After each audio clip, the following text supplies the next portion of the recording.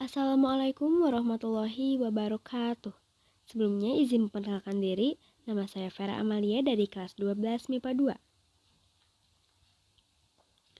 2. Pada kesempatan kali ini, saya akan mempresentasikan materi mengenai Gerakan Mahasiswa Indonesia tahun 1998.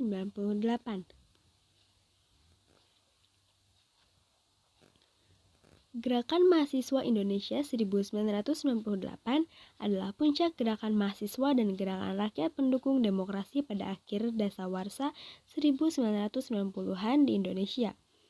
Gerakan ini menjadi monumental karena dianggap berhasil memaksa Soeharto berhenti dari jabatan Presiden Indonesia pada tanggal 21 Mei 1998 setelah 32 tahun menduduki jabatan tersebut. Gerakan ini mendapatkan momentum saat krisis moneter Asia melanda Indonesia sejak pertengahan tahun 1997. Namun, para analis asing menyoroti percepatan gerakan yang mendukung demokrasi setelah peristiwa 27 Juli 1996 yang disebut juga peristiwa Kadatuli. Pada tahun 1998, Soeharto kembali dipilih oleh Majelis Permusyawaratan Rakyat Republik Indonesia untuk menjabat sebagai Presiden Indonesia untuk ketujuh kalinya, dengan B.J. Habibie sebagai Wakil Presiden. Namun sejumlah pihak, termasuk mahasiswa, menuntut adanya reformasi dalam sistem pemerintahan Indonesia. Agenda reformasi yang menjadi tuntutan para mahasiswa mencakup beberapa hal, seperti mengadili Soeharto dan kroni-kroninya, melaksanakan amandemen Undang-Undang Dasar Negara Republik Indonesia tahun 1945, menghapus dui fungsi Angkatan Bersenjata Republik Indonesia, melaksanakan otonomi daerah seluas-luasnya, menegakkan supremasi hukum, dan menciptakan pemerintahan yang bersih dan korupsi, kolusi, dan nepotisme. Kompleks Parlemen Republik Indonesia dan gedung-gedung Dewan Perwakilan Rakyat Daerah di daerah menjadi tujuan utama mahasiswa dari berbagai kota di Indonesia. Organisasi mahasiswa yang mencuat pada saat itu antara lain Forum Komunikasi Senat Mahasiswa Jakarta atau FKSMJ dan Forum Kota.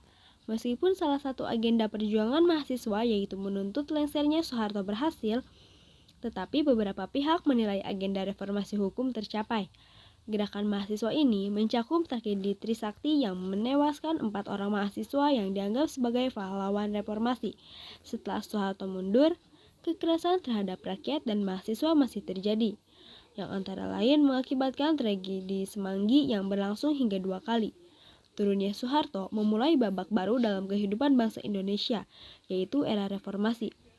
Meskipun demikian, masih ada unjuk rasa untuk menuntut keadilan akibat pelanggaran hak asasi manusia selama masa periode gerakan mahasiswa 1998, termasuk hilangnya keberadaan mahasiswa dan kematian mahasiswa oleh aparat pemerintah.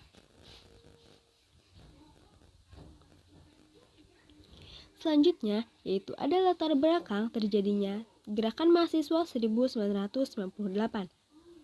Pada bulan Mei 1998, Indonesia mengalami pukulan berat akibat krisis finansial yang menerpa kawasan Asia Timur, Asia Selatan, dan Asia Tenggara. Meningkatnya inflasi dan pengangguran ditambah dengan perilaku korupsi pemerintah menciptakan ketidakpuasan terhadap pemerintah Orde Baru. Pada bulan April 1998, ketika Soeharto terpilih kembali menjadi Presiden Indonesia setelah masa bakti 1993 sampai 1998, mahasiswa dari berbagai universitas di seluruh Indonesia menggelar unjuk rasa secara besar-besaran.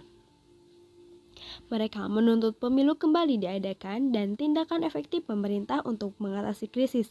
Pada demonstrasi-demonstrasi ini, mahasiswa menerima kekerasan fisik karena dianggap akan menimbulkan gangguan.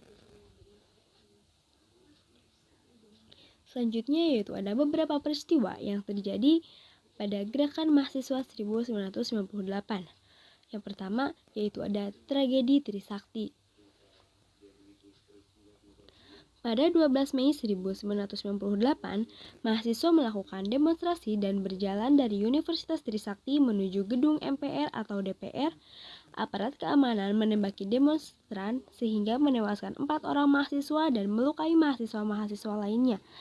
Mereka yang tewas adalah Elang Mulia Lesmana, Heri Hertanto, Hafidin Royan, dan Hendriawansi. Keempatnya kemudian dianggap sebagai pahlawan reformasi.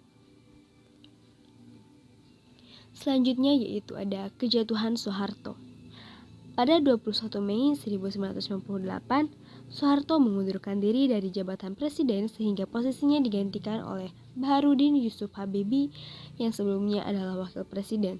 Mundurnya Soeharto menandai terwujudnya salah satu agenda reformasi.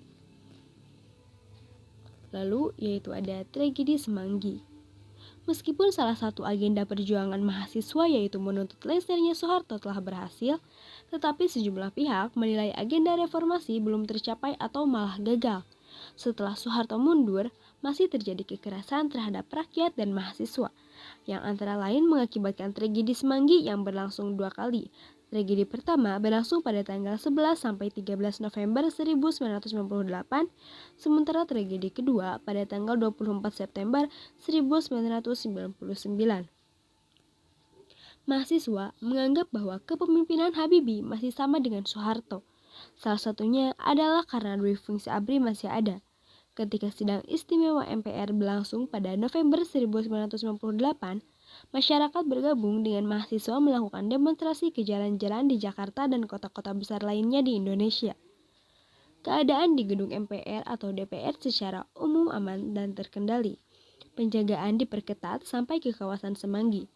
Ketika mahasiswa bentrok dengan aparat keamanan, terjadi penembakan oleh aparat yang mengakibatkan sejumlah orang meninggal di tempat. Tragedi Semanggi kedua terjadi pada 24 September 1999 ketika Kabinet Reformasi Pembangunan B.J. Habibie telah berakhir. Mungkin hanya sekian yang dapat saya sampaikan. Terima kasih atas perhatiannya. Wassalamualaikum warahmatullahi wabarakatuh.